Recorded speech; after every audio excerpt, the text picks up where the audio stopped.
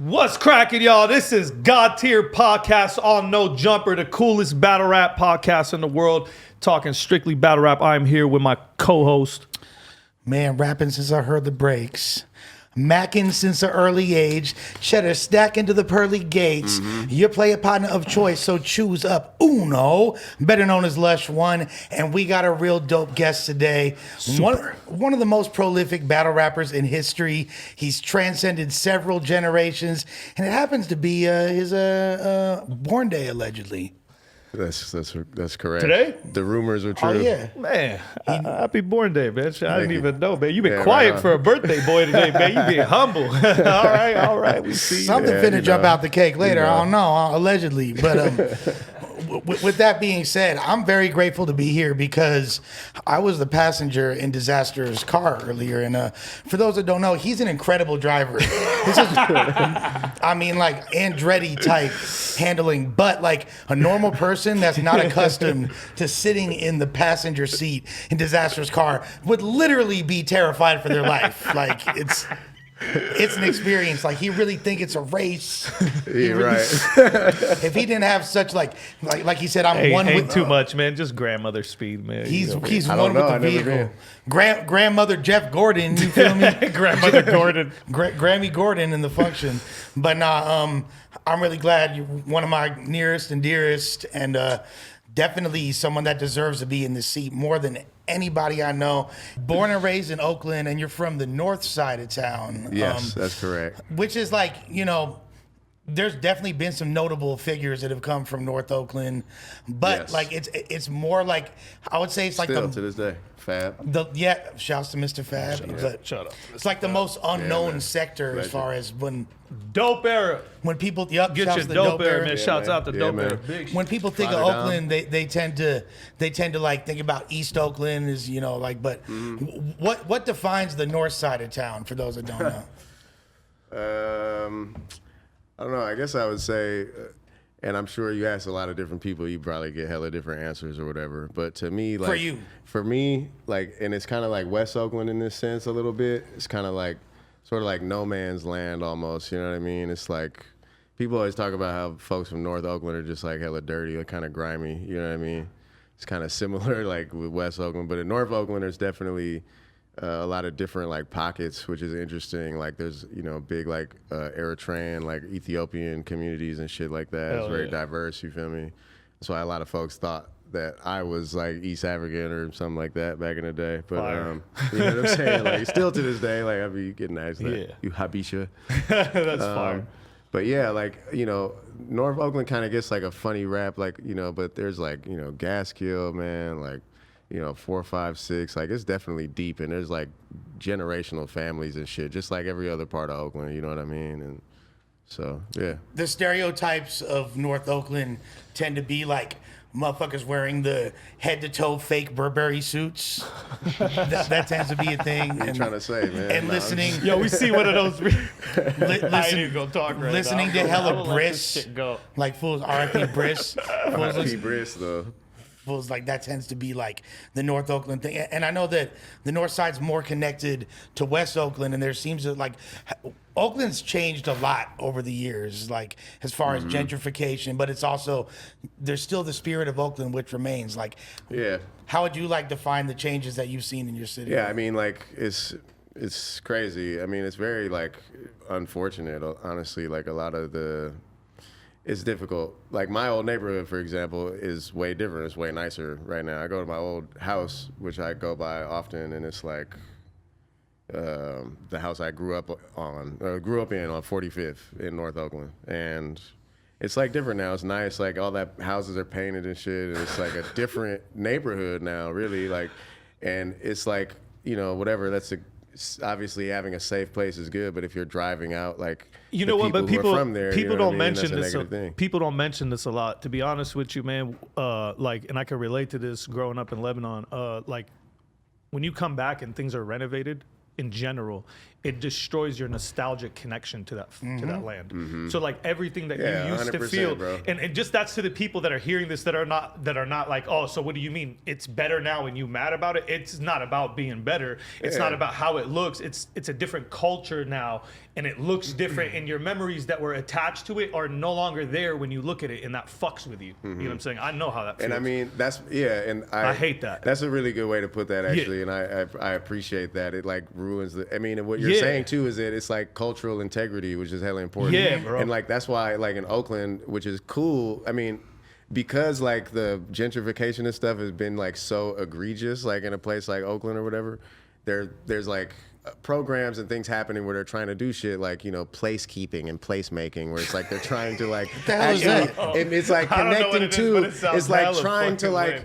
It's, I mean, honestly, it's like these, you know, little organizations, it's like doing their, you know, whatever, their best to try to like bring some shit back to it. You know what I mean? And they're trying to like do their little preserve the integrity of they're trying to preserve it. It's like, I mean, it's just like a whatever thing, because does it do anything? I don't know. You know what I'm saying? But it's like, there's ways to improve a neighborhood without driving out the integrity of it and driving out the culture that created why it's so significant, why people want to be there in the first place. Well, you know what I mean? And the thing is, like, I can talk about that shit forever. Like, well, I want to have a convo with you often. It's really similar though to where I grew up in West LA, which has been severely gentrified, and the main difference is that the community that grew up there, you know what I mean, which is predominantly at one point brown and black people, are now displaced and can't afford to live in this neighborhood. And even regardless of race, just the community that grew up there got forced out to other neighborhoods, had to move to the Valley,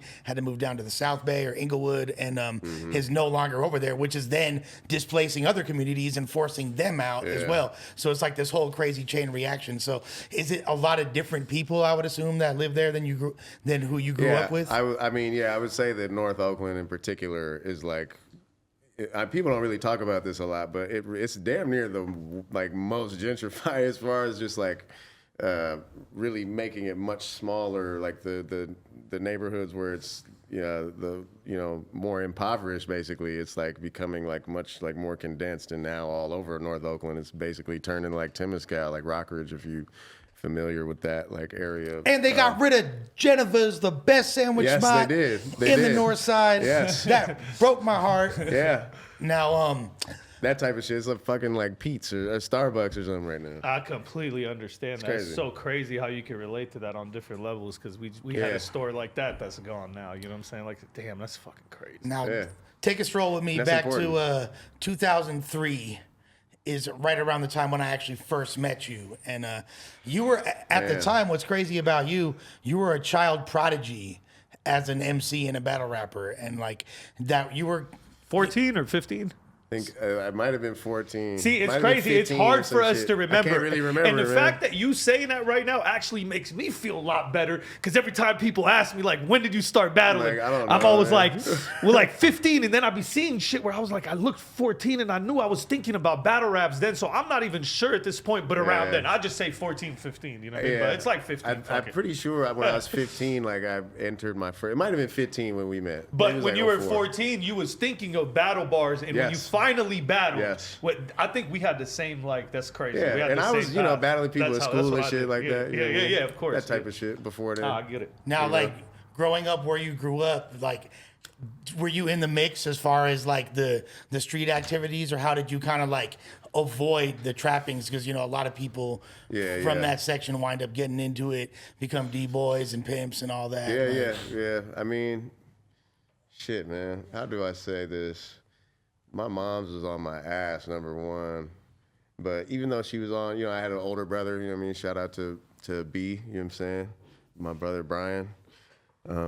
Conversation starter. He's a conversation starter. Yeah, you feel me? Let me it's an inside joke. Yeah, no, let me break down. Okay, let's go. His brother is like the polar opposite of him, damn near. He's like a character.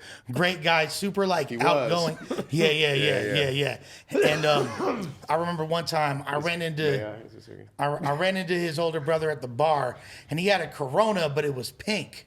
And I'm like, what the hell? Brian, what is you sipping on right now? He's all, well, technically, it's a Corona with grenadine, but I call it a conversation starter. Wow. I think it was at Derek's house, bro. No, this is at the bar, fool. Was it? This is at the bar. But Okay. yeah, legend either way. So Mom's was on your helmet, super tough. I mean, she was on like both of our helmets, kind of, and you know, I definitely like seen like people around me, and I was always kicking it like with my brother and his friends and stuff like that, and you know, without like putting too many details and shit out there, you know, like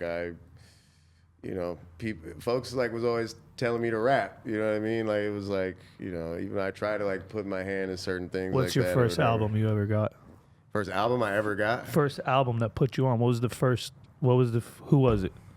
I want to know, who was it? I think the first album this is gonna be out of pocket, bro, but I think it was like Good thing I asked. I think it was like Coolio. I knew you was gonna say Coolio. The thing is, that ain't out of pocket. I told you that. I think I told you. I told you for that the rest of the world seeing this, it ain't out of pocket because when you was Gangsta's a kid, Paradise, when you man. was a That kid, shit was amazing to me. Because when you were a kid, before you found out, before you were able to digest lyricism, when you were just a kid, I'm talking about.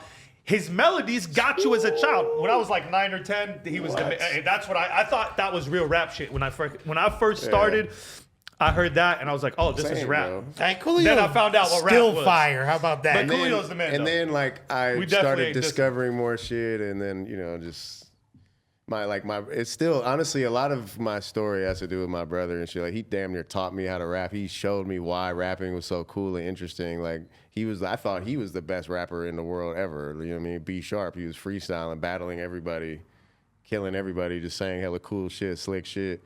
And I wanted to be like that. You know what I'm saying? But then I was studying like Coolio tapes, like you were saying. And then I was getting like West Side Connection tapes and shit like that. And then like, I don't know how, I was very young, like 10 or something like that around that time. But then I don't know how that was first.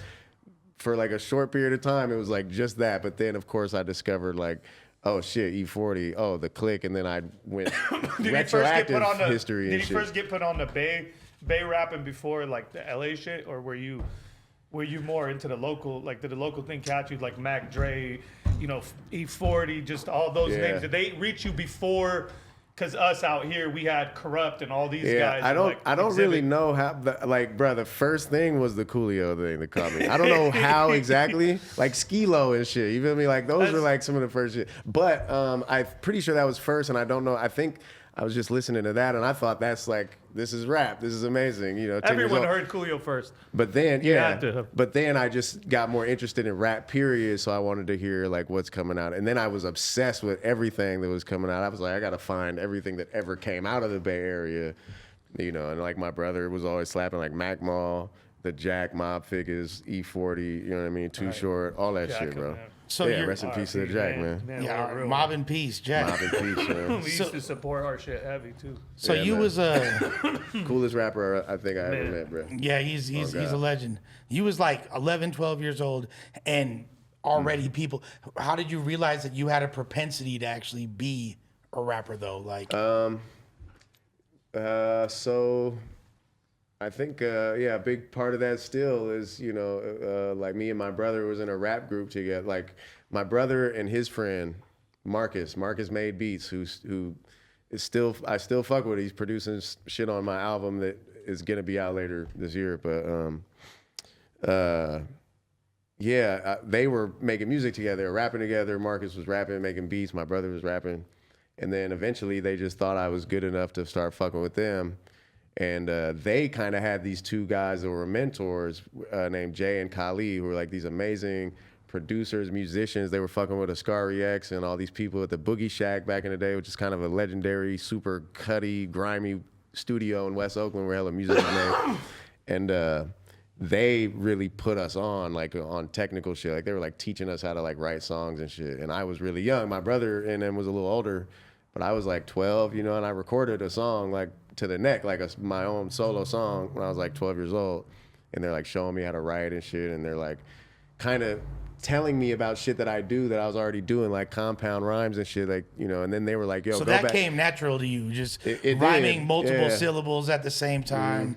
punchlines. Is that how you? That. So you start? Yeah. Was it more internal or an out like an output thing? I don't even know. Were you rapping about your life, or were you rapping about crushing people? Because like for me, as soon as I started, my whole thing was just always towards somebody. It was always aimed at somebody. I think I was kind of actually like on some braggadocio type shit. I was trying to be cool. I was trying to be slick. So you were talking about you more. Yeah, I was talking about me. I guess, yeah. But it's that two different styles. Like, you either talked about you or you talked about him. But I'm talking about how I'm like better than you. So it is about you. You know what I'm saying? Kind of. I don't know. That's cool. I wish I could remember. I remember it was called Really Real. That was the name of the song. That's all I know. All right, this is what I really want to know. In fact, the chorus was like, "It's really real on my side of the town." Something. I can't remember. All right, that was my first one. This is what I really want to know. So it was, he was like 15 when you he battled Mackk. Was it that footage? And where were you? That was like 16, that was like you were older 17 at that point. Like 17 maybe. So how did that even happen? Where was that? We'll get into that because that's an important part of the story. But right before you even got there, how did you even start battling? When did you realize that battling was that? Because there's a lot of people that are just rappers and then but they have no desire to like hop in that ring and shit. Like what was it that possessed you? There was actually, and I remember being at the crib. There was a moment, and it was when Juice and Supernatural, they played it on the radio, and I don't remember if that was live or if they were just replaying it or whatever. Because I don't know. I think they played it live. Yeah, they might have. So it was on the Wake Up Show. It was on the radio, which was like 2000, 2001. Is that when it happened? Yeah, it might have been live, man. When I was listening to it. Just to create context for people that don't know, some of the younger viewers and all that. There's one of the greatest MC battles of all time is between Supernat and Juice, Supernatural, and they were like the two top freestyle battlers at the time, and the Wake Up Show, which is like the main outlet for underground hip hop at the time, threw a battle, and they wound up battling each other. And I'd like to go on record and say Supernat's still the greatest of all time. So that's just my opinion. Shouts out to both of those guys. Both of them, yeah. Both of those guys. Juice is a monster incredible freestyle rappers. Period, bro. It's amazing. Just like the off the top ability. But yeah, so and at the time, it wasn't like it is now. Like at the time, battle rap was all freestyle. It was over beats. It was on the mic. It was more like, it wasn't even called like rap battles. It was MC battles at the time. Right. MCbattles.com. Well, yeah. Hey, if you know about that, you fucking know. Shouts to all 17 of y'all that get that reference. But so you heard that and you were like, I could do this. Well, I heard it and I was like, I want to do this. Like, I have to do this. This is amazing. Like, you know what I mean? But did you already know how to do it? I don't know if I ever really understood the concept of it until I heard that shit. It was me and my brother. It was like kind of late at night, you know what I mean? And I remember, just played on the radio, and we was like, this is fucking. I was like, what do they do? I remember being like, what are they doing right now? Like, they're rapping at each other. You heard Juice be like, it's no wonder, buddy, you ain't good enough to even be my understudy. It's crazy thinking about that now, of where battle rap is now, and like back then. That was crazy, that was but like, amazing. it's because it's building blocks, man. That's why a lot of people, they need to keep giving credit to the forefathers that come before them, is because they made it easier. They made it to where you could advance to that level, or nobody would have ever found it. You had to go through those steps. Those were the first building blocks to get to that level of talking about intricate shit, and it's gonna keep getting more intricate. Right. Oh God. So then how did you actually get into your first battle? When did you go to your first battle? I actually thought it was. I thought that battle for some reason in my mind was like the beginning of he his was career. already low key the man. Like I said, like by the time when I first had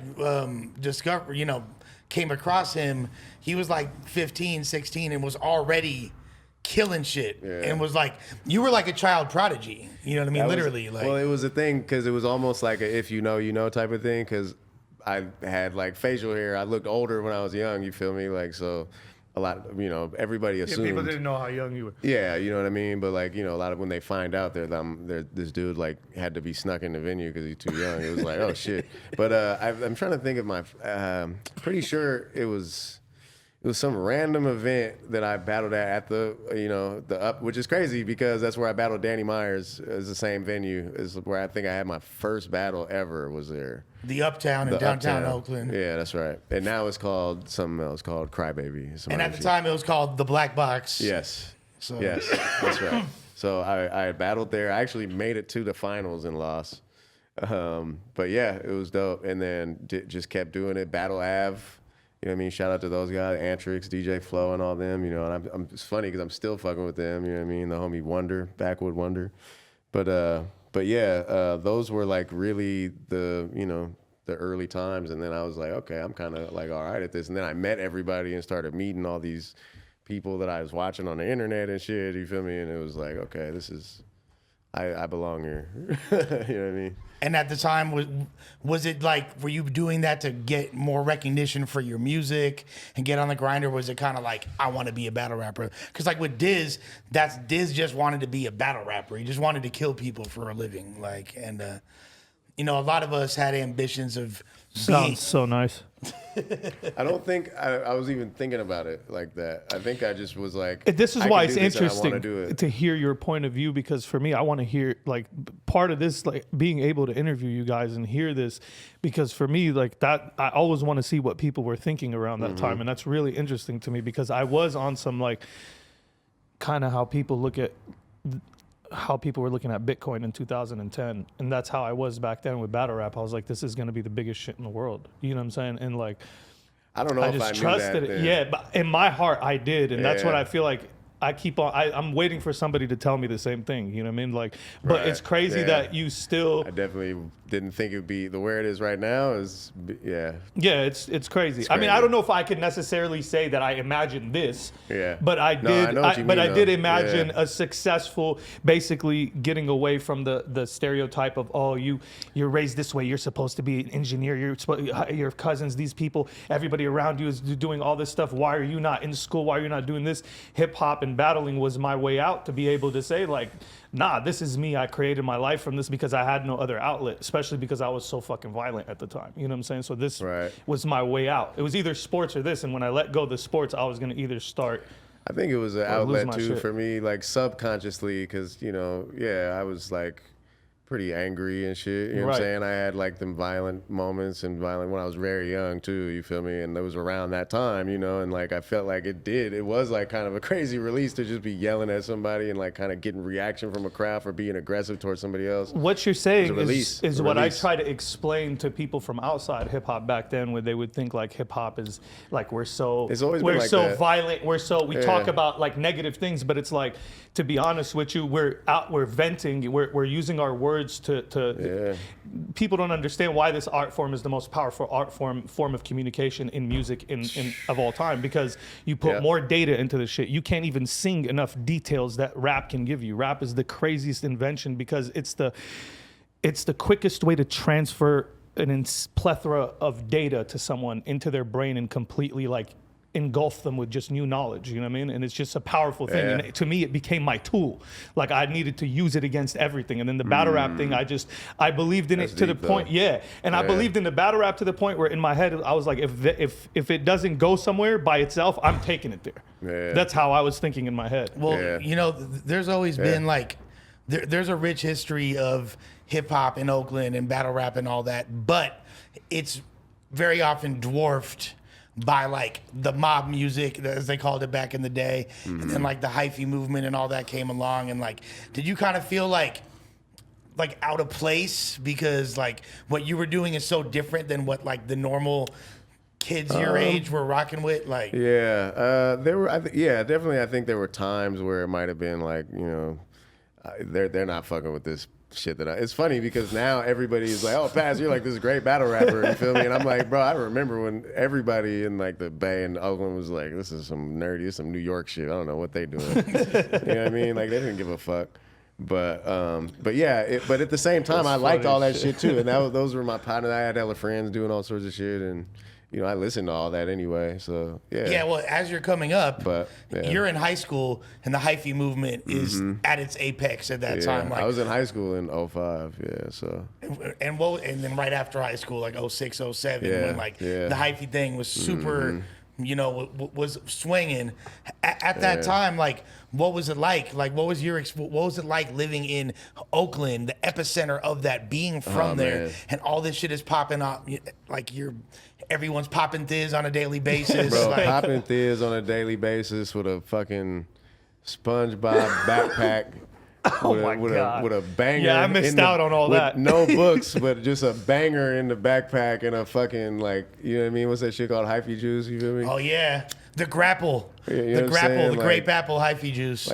It was yellow short bus. Honestly, I think at the time, I think a lot of us, especially people that were my age at the time, I don't think we realized how kind of dangerous those days were, and how crazy it was, just kicking it, everything would turn into a sideshow somewhere, you feel me? And then people just, it was crazy. It was a hectic, kind of chaotic time, but it was pretty violent. The murder rate at that time was very bad. It was very high. I remember. You feel me? Yeah, it was Oakland, I think, was damn near #1 or something. What's a sideshow for those that don't know?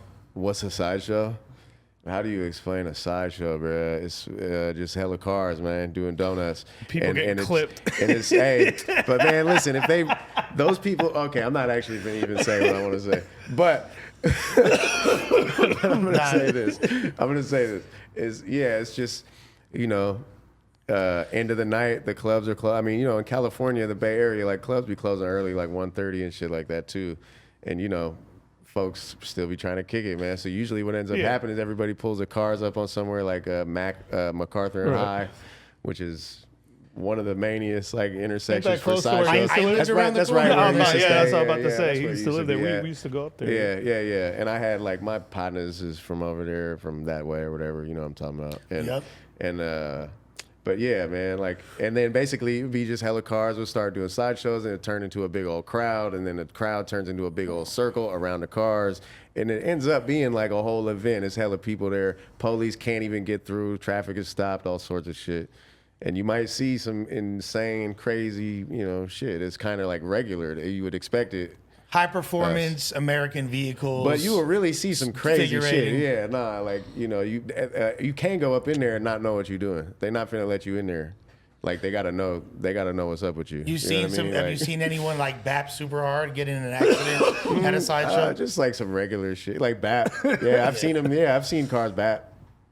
It's just, just happens. Cars, sometimes, honestly, when I seen it, they didn't even get mad at each other like that. It was just oh shit, it's, it just happened. Got my hyphy insurance. Hyphy insurance. But yeah, So throughout that whole time, though, you're still, but I was doing that shit during that time, yeah. You're battle Scribble rapping. Jam, yeah, it was 05. Yeah, so 05 Scribble Jam, that's when the footage you referred to there's footage of you battling. We all stayed at this hotel. Because you guys were at a hotel, that's what I was about to say. We all stayed at a Dope Fiend Motel in Cincinnati. For those that don't know, Scribble Jam was an annual hip-hop convention in, of all places, Cincinnati, because the graffiti world, there's a magazine for graffiti called Scribble Magazine, which was in the Midwest, and they would throw this annual convention and Kevin Beecham. Yep, shouts to Kevin Beecham. And there'd be major performances from the top acts in underground hip hop. And then there would be the main attraction every year would be an MC battle. So there was all the top rap battlers. I'm not going to hold you guys. I never went to that shit because I thought they were all fucking nerds. Yeah. Some people like Diz were too cool to go. I was just man, I can't do this. I wasn't doing that yet. Bro, I wasn't able to use big words yet. You wouldn't be wrong about that. I just the level of competition was so. When WRC came around, I was damn, I need to be able to shift my shit like that, because we was battling at the Pit, and in LA it was just more of an aggressive, I'll fuck you up battle rap. There was there wasn't too much of that. I did used to. But you did that, I did a little bit. I was the only dude, and that's why I used to win at the Pit. I would add a little bit of my shit. I would morph my shit. But when that shit, but the Scribble Jam just sounded like a bunch of skibbity hibbity flibbity shit to me. I was there's no way I'm gonna fucking be able to get into the shit. I'm gonna get killed if I go into this. That's where the nerd rappers thrive. But I didn't think they sucked. I don't mean that in a bad way. It was lit though. I'm not gonna say I thought they sucked. I don't even mean that. When I say it's where the nerd rappers thrive, I don't mean that in a bad way. It's just the truth. That's what it was. It's what it was. To be honest with you though, they got paid. You feel me? Nah, hold on. No, to be honest with you, it's kind of true, because my whole thing is this: I don't give a fuck if you're you're a nerd or who you are or where you're from. As long nice as you of have you. a purpose to fucking rap. You know That's what I'm nice saying? of you. And I think a lot of those rappers were dudes that are like, I could do it too, man. And they came there, and that's what I don't like. I don't like the people that see the shit and they get an opportunity because it's there and they're participating because it's like a participation fun thing. Like I look at it as a cultural serious thing, and you better put your heart into it and your soul. And if you're not doing that, then you don't belong in this fucking culture. And I feel like even though that was huge, just let me finish. Even though that was huge, it still was a little fucking gateway, a little tiny door for the marks to slip through. If you understand what I'm saying, if I can put it in that way. But overall, like I give it respect. I'm not dissing it. It's just how I thought about it back in the day. That's like a nice way of putting it. No, you know how I know. You know how I know you right. I respect it overall. Yeah, no, yeah, of course. You know how I know you right? Because I felt like Tupac walking through there, bro. Like, yeah, that should just tell you. I literally, because we were battling out here, bro. Like I was battling like squads of bloods and people telling me they were gonna murder me and yeah, you know what I mean? Crip blood, essays, all types of shit. And like when I looked at that shit, I was like, damn, that's like a happy playground for people to battle in. You know what I mean? Like it didn't remind me of the pressure. You would have went crazy. The pressure. There, I tried to fit in too hard. Like when I went to the WRCs, I changed my whole style to fit in with everybody, and I feel like it didn't even work. Well, the thing is, like what you're saying is right. And just to add another element to it, it was really dominated by the Midwest and like, you know, East Coast rappers and stuff. We were like our whole group of homies that went out there. Listen, we were the first fools from the West Coast. Why are these people not rapping no more? See, this is the problem I have, and I've had a problem with a lot of these King of the Dot rappers that I've battled over the fucking years. Like these dudes, like, just you know, they're not battling no more. They're not battling no more. Just the Arcanes and the Poe Riches and these guys. They don't like a lot of people I've battled in my career. I look back and I'm angry about it. It's like, why did you do this if you wasn't gonna continue? Now you fucking up my shit because you supposed to be getting me views while I'm putting in work out here. Now you gave up. Yeah. So our battle now looks like it's nothing. You feel me? You get what I'm saying? So my whole thing is, where the fuck are those guys from Scribble Jam? Well, and they're part-timers. That's the timers. That's the thing that I like about that's what makes you fire though, because you survived fucking 2 and transcended that shit. But I mean, look, to keep it a stack, that's where Thesaurus came from. That's where Scribble Jam. I changed my mind again. That's where Iron Solomon came from. You gotta look. Just because you wasn't at the party doesn't mean that it wasn't popping. I'm the salty guy that wasn't invited. For sure, you sound sodium laced. You sound sodium laced, my boy. I'm just saying, man. Like, all right. But what you weren't missing out on is this. Pussy, because there was none at Scribble Jam. It's like, whatsoever. I'm telling you, man. There was no pussy wrong to with be these had guys, man. at Scribble Jam. You're like, let's go and freestyle some more in the hotel after. That's exactly what the fuck we was doing. Exactly what happened. That's exactly what the fuck we was doing. But yo, where's the after party in my studio freestyling? Not for nothing. Do you remember how much it popped off at that hotel? Like all like the squabbles and shit. Like, look. You know what? The battle event after parties were always the best. Listen, Diz. So there's. Oh yeah, we're gonna talk about that. But I'm not gonna say his name. We have bitches there. So listen. You got listen. This isn't. Look, okay. So trigger warning. Anyone that's got a weak stomach, I encourage you to step outside for a few minutes because this story's kind of nasty, but it really happened. And so we're at this dope fiend motel called the Budget. This already sounds crazy. And it's like you have rappers, you have battle rappers. Hotel of all time. Yeah. It's by the way, it's in some hood in Cincinnati. I gotta roll one up for this one. And for show, everybody is off hop. They're all on heroin. Like you see that a shit bunch got of nicknames too. You see a bunch of dope fiends like nodded off. Cool ass nickname. Yeah. These gangsters snort hop like you wouldn't believe. Remember that shit? Yeah, But no, they was leaning for sure. Yeah. I remember. They was leaning, and it was like, and then it's all just rappers, and then it was weird, like where the rooms were juxtaposed. It's like 2 levels. There's like an upper level and a lower level, and people are staying like with their region. Like all the people from New York had their hotel, like their rooms next to each other. All like the majority of it is all fools from the Midwest, and then we have our little like West Coast sector in like the top left little area. And like most of us, like we're doing this shit hella punk rock. We're sharing rooms. That's like, you feel me, $50 rooms a night. And like, I remember me and Pass were both sleeping on the floor. Yeah, yes, I remember. We're both sleeping on someone's floor. Some real shit Kodiak, right R.I.P. Kodiak's floor. Damn, R.I.P. Kodiak. We traveled out there broke as fuck. I was supposed to battle him. Making money, selling our CDs to have enough money to eat. Yeah. And to pay to get into the venue that we're battling at. Like, and then pay an additional fee to enter the battle, which we've already qualified for. Like, it was, bro. I had to do the preliminaries, though. Yeah. We had to do the prelims. I actually lost the prelims, but then they still let you in. But yeah, he was like, "Nah, fuck that. We finna." Kevin like came out. He was like, "Nah, we got you. You're gonna be in it." But there's like all types of shenanigans going on at this hotel. There's like different. There's a lot of tension between us and the Midwest fools. We're like getting drunk, walking up. Like there's a pimp that's posted up there. He's got like some caddy on spinners. It's like during the era of spinners. If she don't know what spinners are, she's too young for you, dog. She's too young for you. So we walk up, we're like spinning the rims, you feel me? Like you spin the rims, bro. Yeah. I was spinning the rims. Just for the record.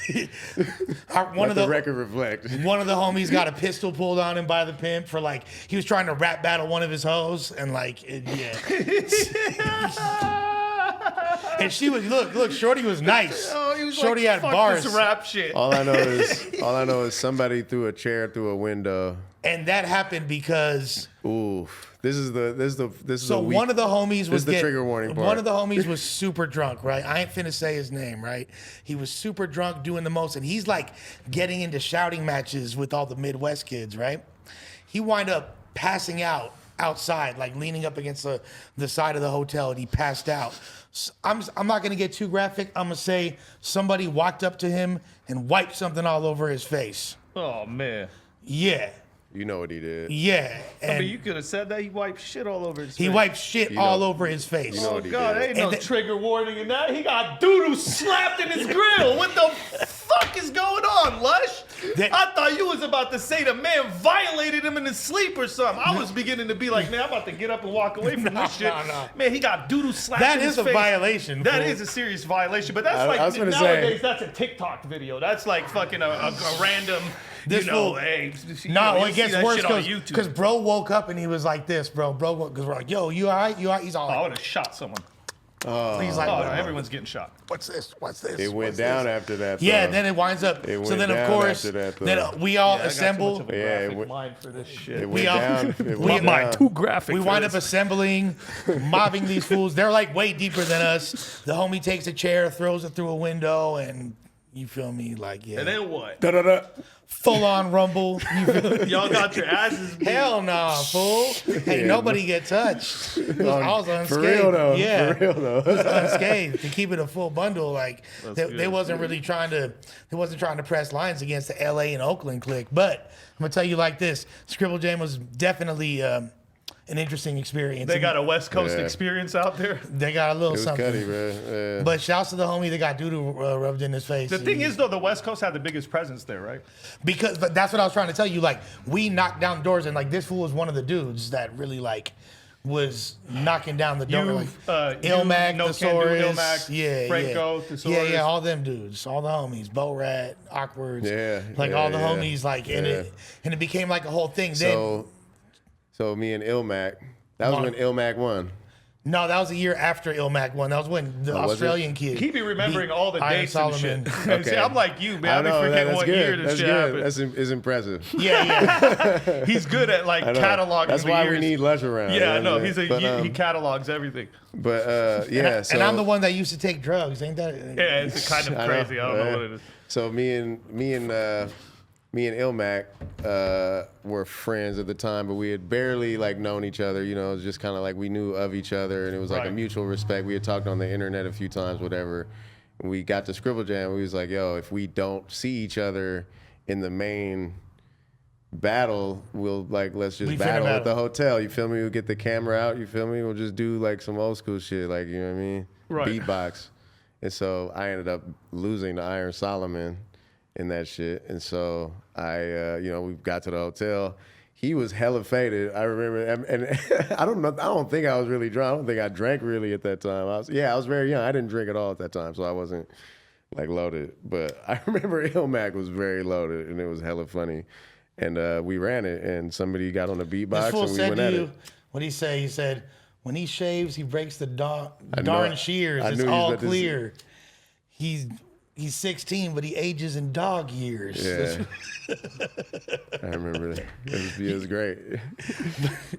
but yeah, I didn't know, like, you know, I never would have thought, like, people still be coming to me talking about that, you know, like, it's crazy. Yeah, well, that was, like, pivotal for that era. And then, like, coincidentally, you wind up like really starting to focus on the music. You had a group, Animal Planet. Yeah. Oh man, yeah, that's my brother Apes, man. How he doing, man? Still, you know I fuck Animal with, Planet. man. Shouts out to Apes, man. Oh yeah, man. Apes is good, man.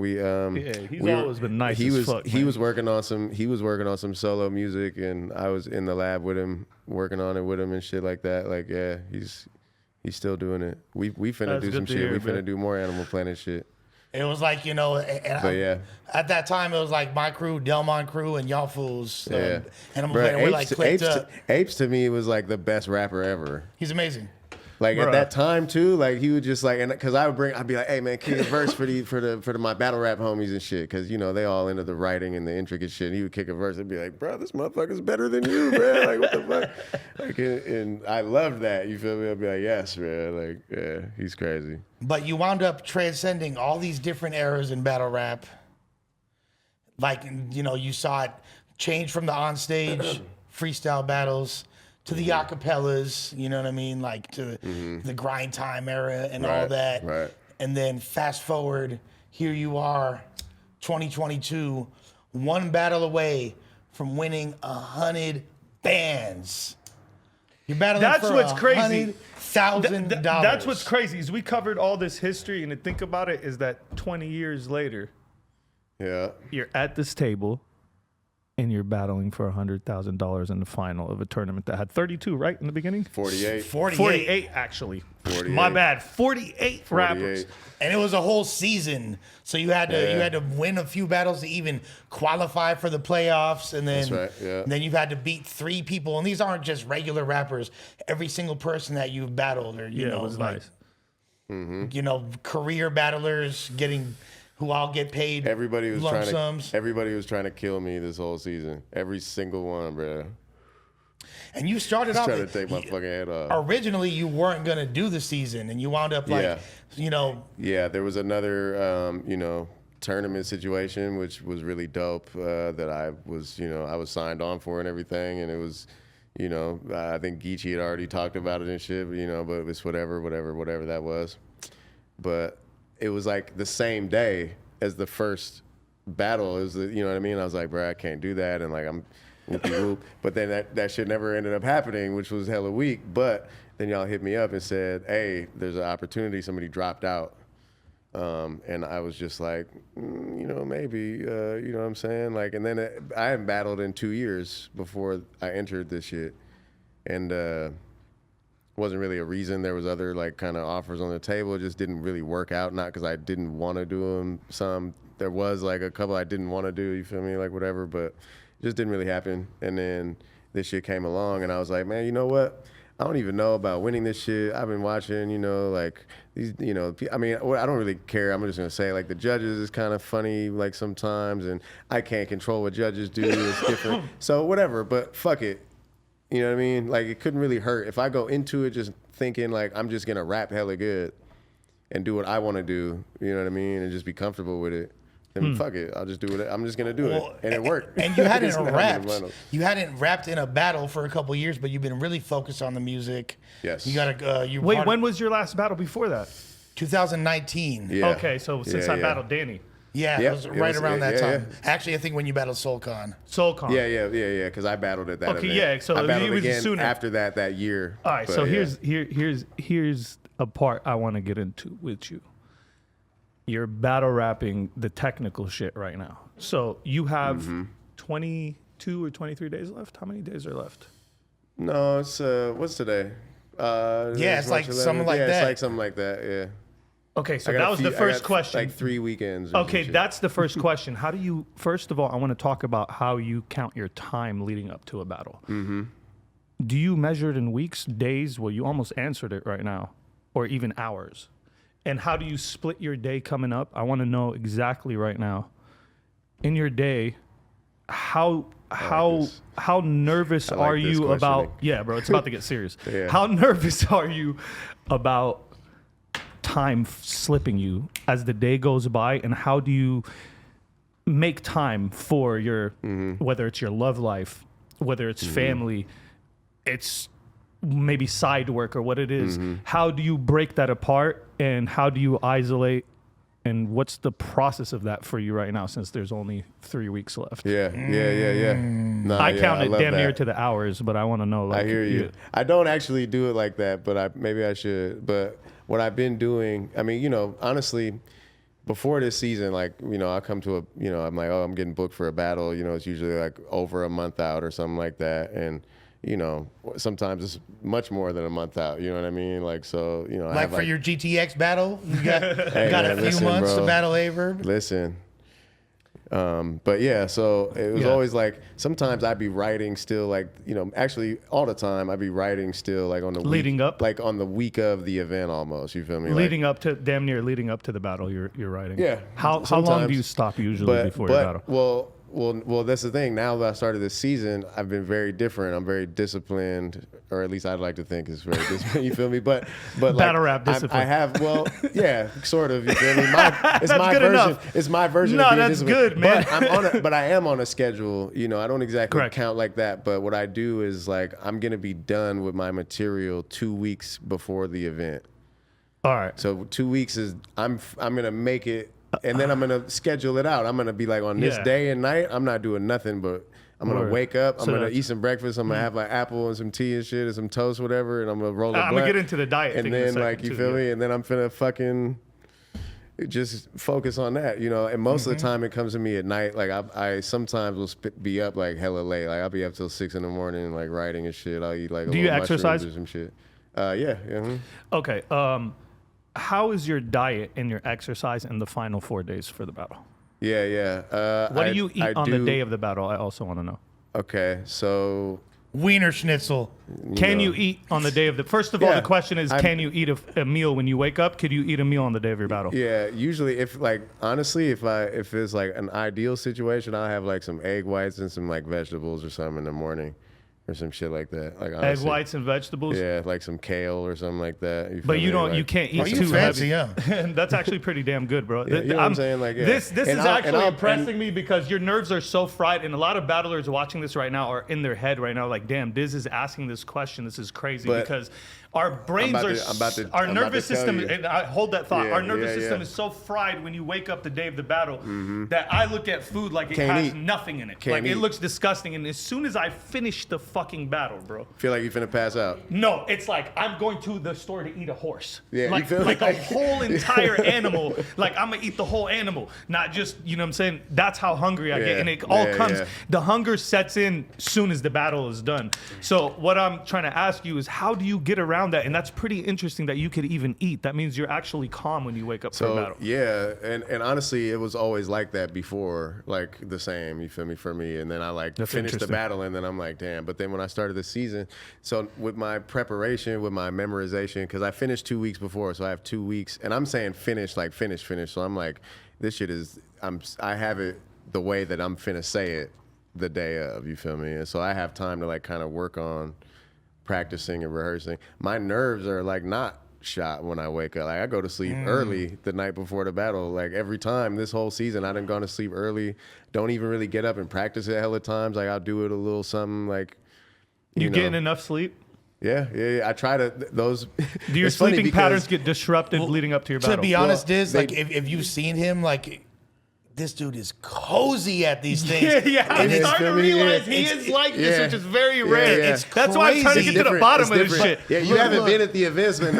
I just be there chilling. You kind of like feel like you're in your backyard or like in your living room. These dudes are pacing like maniacs. And he's just chilling. And he's and look, I'm talking to everybody. Here's the scary thing. Like I've known Alex. Being calm is scary. I've known this fool that's what I'm saying. for 20 years.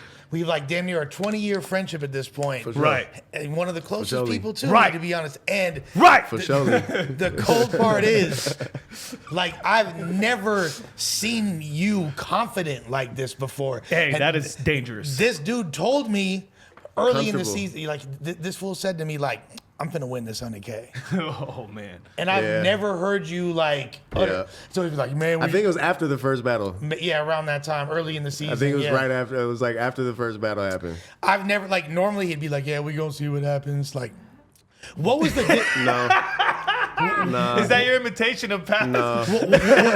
what's the difference? What's the difference? Like, when did because something switched in you as far as like not The only money. well, It's the $100,000. Hey, that's a major motivator. $100,000. But not That's a only- major motivator, man. not only with cinema guy voice. one man, $100,000. one bag of guap. No, like the difference is though, like American dollars. like American dollars. I feel like you've Fuck. never, like you've always been someone that people knew you were precociously talented.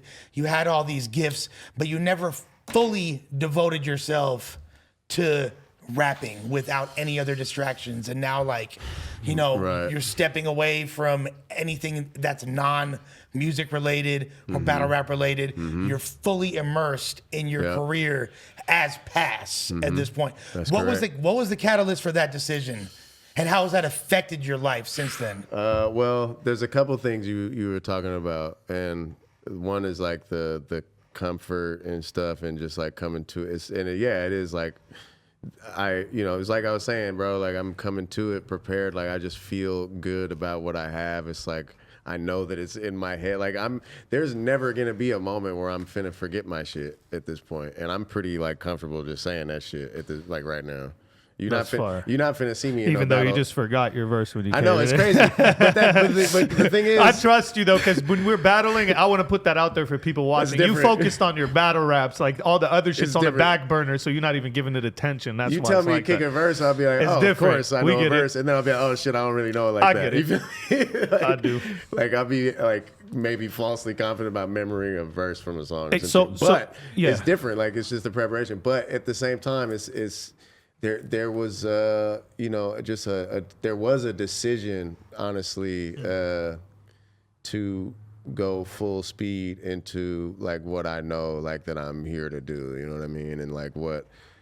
And a part of that was showing up to this season the way that I have. You know what I mean? That's why I've said like, yeah, I'm pretty sure actually I'm finna get this shit. You And think that your was early first on. kill gave you like a big taste of blood right there, and you were like ready after that first? Yeah, I think too. Yes, yeah, Yeah. it was that. I- But, I but it was yeah, I kind of understand different too, though. But more so even in that. But that definitely was a part of it. I didn't even think about that. Because That's you real, were though. then you were like, So I'm okay, like, I'll take I'm here. anybody on, Now bro. I'm here. You know what I'm saying? Like it's kind of different. Come on, but the thing that was That's really cool. interesting too, for me at least, that was like kind of inspiring or whatever, was like I came into this not knowing like if people were gonna fuck with my shit. Like I was like, man, I'm kind of rapping different. Like in this whole like little segment of raps in You're this absolutely incrable like, right now, bro. Like man, thank you, bro. I I hella don't want to appreciate cut that. you off, but bro, right now the way you rapping right now, dangerous. Thank you, Like bro. I hella absolutely appreciate just that, bro. flawless. Like for real. Like there's nothing anyone could really say about it, bro.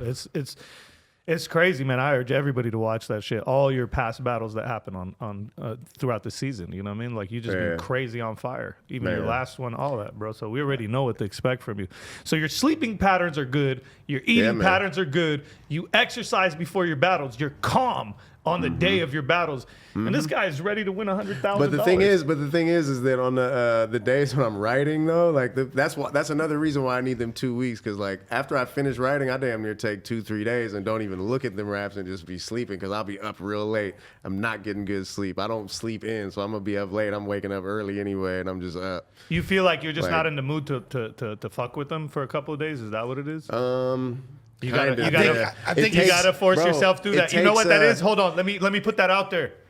That's you getting bored of your shit because you heard it so many times. You gotta just fucking act like you're saying something mind-blowing to yourself. I think because he's expelling. it's no longer Lush. It becomes no longer mind-blowing. Like you're just sitting there and repeating the same fucking bar. You're sick of hearing your bars. You want to rest from them, but that time that you give away might be a crucial period of time where you need to be memorizing shit and you need to force yourself through it. That's what I've been. That's what I've been. You know, that's what I've been doing. Closer to this mic. That's what I've been doing, and it's been like cool for me. You know, it feels like relaxing because even honestly, when I finish writing and I feel like I got it memorized and shit, like I get. Then here's the thing. I will finish writing it, right? I'll take a couple of days. I'll get to it and be like, all right, I'm gonna try to like kick this off the head, like not even look at my shit. And I do it every time, every single time. I just get to it. I'm like, oh, okay. So I got my shit. And a big part of it is just the way that like, sound not to be like hella corny, but when you just like show up like as you for real. And come as you are. If you really coming up as you are, bro, like, and that was what I was saying was so inspiring. After I battled Fate, I wasn't sure if people were gonna fuck with it. I was straight up rapping. I was just like, I'm just gonna do what I want to do and what sounds tight to me. I feel like rapping always works. And I'm gonna do what's tight to me. But I don't know if it's gonna go up. But then when it did go up and people and like little moments went viral, like mini viral type shit, I was like, oh, okay. Like, so that's just me. If I can do that this whole time, like I'm good. What do you think? So yeah. Do you think that you've been underestimated throughout your battle rap career because you don't engage in a lot of the back and forth shenanigans that other battle rappers do? You've never really had any controversy, things like that in the realm of battle rap helps your career. Like this motherfucker right here, for example. Why am I being people have said that to me before. Like they've been like, man, this fool pay. You can't really say nothing about him. He's never done no weird things shit. happen to me, man. I'm not happening to things. Yeah. Things are happening to me. You know what I do want to tell you? You was a target, though. That's I'm a target, man. And you know what I want to tell you? Way. I want to kind of give you something that I think you should hear this and Bill should hear this. You know what I'm saying? Shouts to your opponent, Bill Collector. Yeah, man. Shout out to Bill. An incredible artist, incredible rapper, incredible run in this season. I'm about to cook him, though. So... And we gonna get to all that. What I was gonna say was, see, man, you motherfuckers made me. What I was gonna tell you is this. I want to leave you with this shit. I want you to count, and both of you to do this, because this is a real big moment for you guys, right? And I think a lot of us as battlers, we let little hours slip us, and some of them are very vital. So I feel like the last 72 hours. You guys should take that 72 hours and look at it as hours and no longer look at it as days and absolutely see where you're going to sleep there and how you're going to like, so you'd be like, out of this 72, I'm going to sleep 4 right here or sleep 5 right here or 6 or however, but you need to actually. Full Diz sleeps like a bat upside down. so facts. So basically, facts. Alien cocoon, I go back into it, I go back up. Nah, but listen. If you count those last hours, I think it's beneficial for you guys because this is I don't think you need to do that all the time, but this is a big moment for you guys, and I think every fucking hour matters of your preparation, bro. Do that every time. Shit. Facts. I really agree that that's what you should do. But that's honestly, when you said that, I clicked immediately. Like, oh, that's what I need to be doing. Actually, like that's It kind of like it's like I almost already sort of do a thing like that, you know what I mean? But I didn't really. Yeah, I'm gonna now. It's like more intentional. Carpet, man. I'm the king of the carpets. How the fuck I'm gonna fuck this up? My whole life I've been surfing on carpets in the sky and shit. I know, like your cousin got the jug on the carpets. You'll be all right. Your cousin in Glendale. I'm over here fucking this carpet up. With that being said. With that being said, you've mentioned you've mentioned multiple times in our previous conversations that there's been like a major shift in your mental health for the positive, and that's like one of the things that you attribute to your success in this season and the fact that you're in this position to battle for a 100K. What was like the biggest change to your mental health that like that got you to this point? Oh man, I mean. The biggest change, man, the transition. I think, I've been through some things, before, and like, there was definitely like, there's certain battles maybe where people are like, oh, Pass didn't really do like, well, there's maybe a couple like that or something. And, honestly, what the thing that's interesting is during those particular times were times where like life was just really crazy and chaotic for me, you know what I'm saying? And so being able to, you know, just, yeah, like, you know, reading up on mental health and like, you know, going through like therapy and shit. Eating mushrooms? And eating mushrooms occasionally, you know what I'm saying? And stuff like that. You know, like all that shit is and just, I mean, for me, it was really like a journey and everybody's is different, you know, like kind of figuring out who you really are, what you really want, what you want to do. And, you know, a big part of that too is like during that 2-year time, that 2-year break where I wasn't battling or anything, and I was working on a lot of music with my crew, Grand National. You know what I'm saying? Shouts to Grand Nash. Yeah, shout out to the team, man. And, you know, a big part of our community and us, you know, it's like a lot. For those that don't know, it's oh man, there's so many artists in there. Kevin Allen, formerly known as Irk the Jerk, Monty Draper, Brookfield Deuce, Black Achilles, Ian Kelly, Jane Hancock, Kate Lamont, you know what I'm saying, Mo Green, D Bledsoe. Damn, I hope I'm not leaving nobody out, but there's so many people, producers and musicians and stuff like that. And a big part of what we do, because there's so many of us, we do like talk about mental health a lot. Like we actually, you know, for a minute we was getting together like every, you know, once a month, and we were just talking shit, and it wasn't music focused or anything, you know, but then it was like we could exercise the stuff that we're talking about. I respect that. Having adult, you know, conversations, normalizing that being a thing, like talking about what you're not okay with. And it's interesting because like I said, you were in the past, your talent was never in question, but there were moments where it's like, I could just tell you weren't present, and to see you now is this whole new focused energy, and it's very scary. This is like the level of skill I always knew you could personify. Something interesting, you know, right on, man. In battle rap, there's different contingents. Like, you know, you were mentioning earlier, Diz, like the nerds in battle rap, or there's like the backpack side, and then there's like the more like gutter side of things, you know, like the URL smack scene and all that. And do you feel like you've been kind of overlooked by that whole other contingent in battle rap, when like, you know, you have an upbringing that might be similar to a lot of those guys, more so than the other sector? Yeah. Was that a politically correct That's way a funny. That's a funny way to put it, bro. Shit, yeah, that was good. I liked it. That. I mean, how could I say that without sounding like a fucking janky ass white person? I got you feel me? No. I got you. Like, how else could I say that? Like, that was great.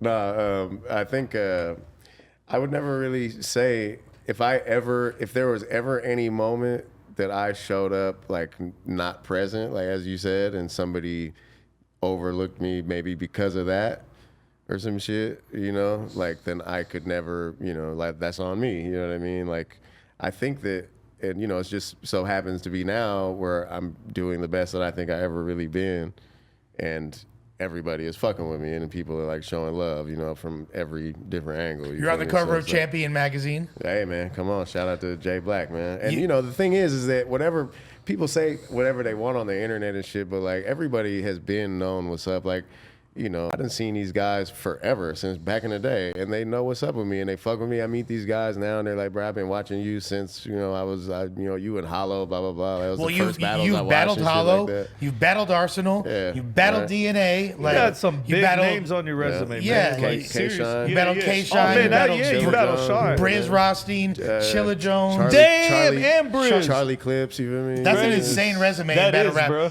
And coming up, April 22nd, you feel me? On the GTX platform, crazier. You got possibly your biggest battle I was about to say the same thing. Your biggest battle, probably. Yeah. Because of where your trajectory is. Nah, this is your biggest battle. Verb is your biggest battle. It depends on if you might call a battle for 100,000 your biggest battle. Right. But like as far as where, biggest opponents. This is my biggest matchup. My biggest. Because when you battled Hollow, he was way. You know, you battled Hollow and all of them when they were way. Had to become who they were yet. They were in their early days. So, you know what I mean? If you want to look at it now, this is your most high-profile matchup. That's what we're trying to say. No, 100%. Bigger is probably just a 100%. You know, general. No, I would say that's fair, bro. Yeah. And I feel like you and Aye Verb like match up really well, and you're both incredible rappers. But like you have like you're ideologically so different that you guys are both gonna have a lot of shit to say. I don't know what you mean, bro. I guess we're gonna have to find out. Pass ain't feeling that. Hey, he ain't feeling that, man. Pat, I don't know. What I you ain't mean. trying Pass, to, you going for the 3-0 or what? I ain't trying to blow the spot on no angles. What you mean? I'm not going for a 2-1.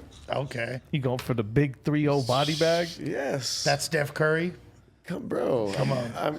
First, I mean, it's Aye Verb, but it doesn't even matter who it is. I'm trying to do that every time. Yeah. You know, each one. I'm treating these guys like I'm battling Lux. Like every time I'm like in the seat, I'm like, I'm battling Lux right now. I want to ask you more shit about it, but we would be giving away too much of your approach, so there's like no real way to ask you how you're going to approach it. But yeah, that's going to be crazy. Encourage everyone to tune in GTXBattles.com. Get the tickets, man. gonna have There's to no see. real way to ask them this. Listen, you definitely are going to be interested to see how this one goes. It's going to be good. Now, Aye Verb is amazing, and yes, I do think that we have we've been talking about that for a long time.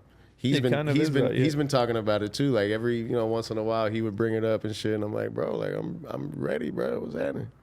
No, I'm juiced to see how that unfolds. Now, you're in this S1, King of the Dot S1, and the rumor around the playground was that whoever wins this 100K is going to be going up against the current KOTD champion, Real Deal. Now, when he was interviewed about potentially battling you, he had some choice things to say and was kind of, wasn't super psyched about. Why is Lush doing this, bro? I'm surprised, to be honest with you. He's serious? Well, apparently he feels like he felt slighted. He felt like Pass didn't really. Is he lying right now, Pass? Is he doing some shit? I don't even feel like that's Real Deal's character. Well, I just kind of felt like it would be unfair for him to have a platform to discuss it and not you. So here you are. He can talk about whatever you want, but I'm not really interested in talking about Real Deal. Bro. Okay. To be real. Yeah. Okay. Real Deal. So what did he say exactly? Come on, you brought it up. You might as well tell us. Oh well, I'm not trying to make. What he said something about me battling him or some shit like that. He said due to the fact that he's felt overlooked by you and like kind of dismissed over the years, anytime the prospect of the two of y'all battling has been brought up, you've kind of like been like, nah, I ain't feeling that shit, or LOL, like tweeting LOL at the prospect of battling him, and he kind of like, he's like, well, if there were to be an opportunity to battle, I would need him to acknowledge my skill set and that, and show me some respect. Real Deal's a nice guy, man. But with that being said, do you have plans of trying to get that championship? Be nice, Pass. You ain't gotta be nice. Stop being mean, man.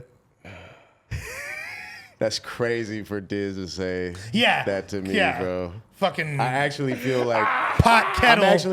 It's making me question everything now. I feel like he's being facetious. Like I can't. I'm not.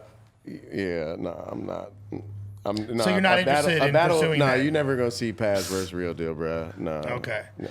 So winning that title shot, you're cool with just. He's just gonna take the 100 and run it to the sun. And then you're straight with it. I didn't say that, but just I'm not. Oh, you got a thing right there, bro. Thank you. But yeah, you won't. I don't think you're gonna see that one anytime soon, or ever actually in life. Now, I need 100 racks to do that. Well, you very well could. Now, like looking at your opponent in this finals right here, Bill Collector, he's had an incredible run. Is this someone that you envisioned battling outside of the context for 100K, or are you kind of surprised that this is like the matchup? You mean as far as like how the season went? From the beginning and out? Yeah. Nah, man, a lot of people, a few people was like, oh, it's going to be you and Bill. It wasn't like, I especially when I started seeing Bill and he was really going crazy and he was in his real rapper bag and he was doing, I kind of think he tapped into a similar thing with me as far as just being like, I'm just finna do what I want to do. And it's fucking working. He's killing it. Mm-hmm. And, so yeah, I even before people said it, I was like, yeah, me and Bill would be a crazy match. Like I didn't know how the the playoffs was gonna like be. You know what I'm saying, as far as brackets and shit. So I was like, I don't know if I'm gonna battle him or whatever. But then when it started, I was like, if I see him, it's gonna be in the finals. You feel me? So you already were anticipating like to run into Bill. Low key, yeah. That's fire. Yeah. Hey, that means this is a match that was meant to happen. Yeah. Man. It's gonna be a crazy ass fucking battle, man. Yeah. Now you've battled all over the world. You battled in all through the States. You battled in Canada. You battled in the UK. Any other countries? In Sweden. Sweden as yeah, well. Was it when we were out there? Nah, I wasn't out there on the same trip. I think it was from different people. Honestly, bro, I can't even remember, bro. Like, that's so fire. You know what I'm saying? But it was Henry Bowers, though. I battled that dude. Dave, you battled Henry? That had to have been after me then. Yeah, it was after, I can't remember. Yeah, it was definitely after y'all had that trip, like where it was like everybody was out there. When I battled Henry Bowers, I went out by myself. Okay. I went out to that shit. Like I battled him, but I think when we went back to Malmo's, when we were all out there, that's when I battled. Yeah, that's the one. Dude named Zeps. And then like some other guy on the stage. Maybe it might have been even there. after Hobson that. was performing. All that shit happened. I fucking smacked the fuck out of that one dude and fucking fired on his homie and fucking tore the whole club up. And that's what I was going to ask you. Is yeah, we definitely weren't there at the same time. Do you have? No, that would have been. But break down, like, do you have any crazy memories or stories of battling overseas that story. people?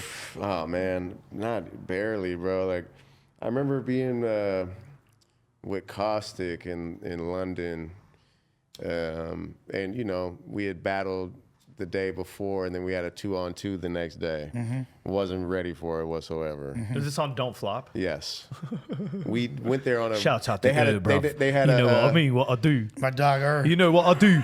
What I gotta do? It's my boy, Oog. You know what I do? Don't flop all day.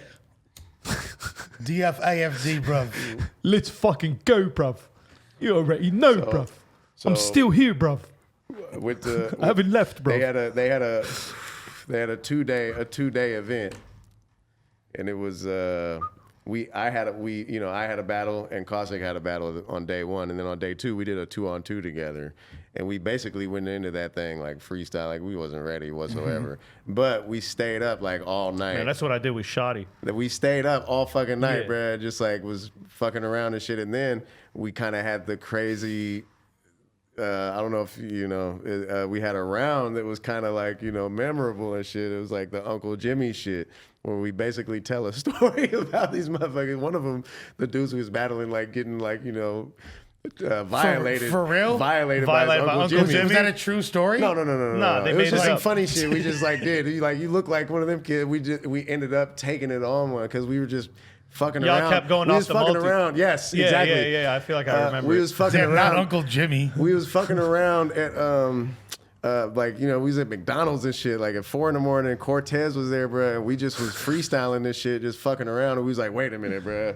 And we wrote it like right then. You feel me? And then we just went the next day. McDonald's in Europe is fire. Yeah. It was cool. It's different. It's different. It But I don't really have I guess McDonald's. I don't really have no crazy. Overseas has always been different. I don't really have no crazy. Were you there when you weren't there when Caustic like ruined the guy's marriage in the battle? Nah. Or squabbing on stage and all that. Nah, I was not. Well, you definitely. Oh yeah, he got into a fight out there too, huh? He sure did. I think so, bro. He sure did. Oh yeah, him and Soul fought. Fucking battle rap. So, before we sky up out of this thing, you got an album coming out. Yes. What's the concept? What's the title? What are the particulars? Oh man, the album is called Flowers. We dropping that thing on April 1st. It's official. Is that like flowers like you're smoking right now, or flowers like give people their flowers where they're still alive to smell them, or all the above? It's all of the above and more. You know what I mean? The story is gonna come out with the album. Definitely. There's definitely a plan. Me and my team. The Grand National folks have been extremely they've been fucking with me on every step of the music, and it's been really beautiful. Having like a guy like Kevin Allen.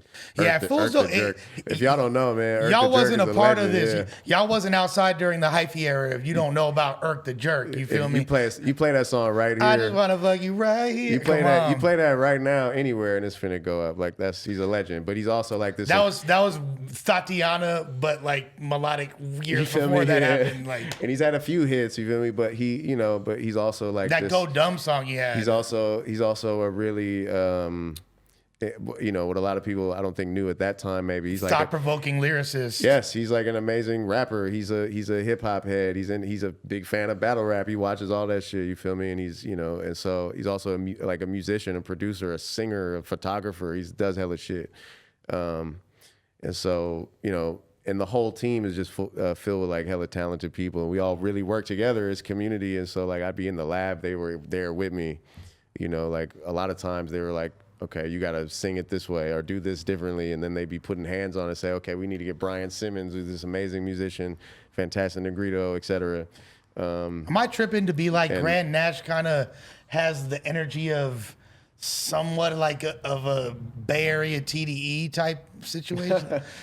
There's been I mean, folks have said like, you know. And I mean that in the best way possible. Mm-hmm. Mm-hmm. Like that's, you know, people have said, I mean, our whole thing is that it's just genuine like community work we're trying to do. Like it's really like I was saying, we really all get in there together. It's rap camp when we there, you feel me? It is like similar maybe to how like TDE or Dreamville or them maybe operate and shit, but it was just what we wanted to do. It was just like we're gonna spend a few days in the lab and do this shit, and you know, they would bring in other musicians and they be like are making arrangements on the songs. They're helping me with the order on the album and stuff like that. And you know, like my album cover, which, you know, I don't know if it's going to be out by the time this is out or not. I'm not sure, but it could be. But either way, it's this beautiful cover art, and you know, Kev shot it, he kind of directed it, and it's a whole thing. So yeah, but there is a story with the album that will be. Yeah, and that's something that you don't see too often from battle rappers is how like you're not just like making tracks like random shit. Like you really have like a whole cohesive project, and you're thinking outside the box. It's not just regular. It's come a long way from the braggadocious raps of you being 12 years old. You a whole grown man in this motherfucking streets, bro. Man. Very proud of you. Excited what the game has in store for you. You got on the 2nd of April. You're battling for 100K. That's the 22nd. I think I'm pulling up to that. Come on, Diz might be pulling up. Yeah. Come on, man. The 22nd, potentially the biggest opponent of your life. And yeah. You finna go to Sizzler. We going Sizzler. And they still got that nostalgic taste to this shit. Nah, you never saw White Man Can't Jump, but it's all good. Yeah, I did. Guys always treat me like a full foreigner, man. I'm from the war, but I've seen some of the shit. White Man Can't Jump just come out to Lebanon last year, buddy. But one day, one of my Lebanese cousins is gonna kill Lush, and then I'm gonna be like, "Hey, my bad, bro." Then he was just mad at you. So now he's just gonna perpetuate stereotypes, I guess. Like. No, but yeah, I definitely got to pull up to that, and fucking we excited for you, bro. Man, you deserve this shit like more than anybody, man. You're one of those people that, you know, you've been there from day one. You're a grassroots dude that has kept it fucking, you know, solid with the culture since day one, bro. You never went Hollywood. You never did no fake shit. You always, you know, kept it true to the shit. You still going hard even after 20 years, bro. And people like you deserve their flowers, deserve the whole fucking bouquet, the cake, and get to eat it, man. And we just happy to see it, bro. You already fucking know, man. Unwavering, you feel me? Like West Coast shit too. At the end of the day, we you know how we get down, man. That's some West shit right now, man. It's full blown on display. So we love it. Show them what's really real, man. Come on, man. Yes, sir. And we out of here, man. We about to to podcast.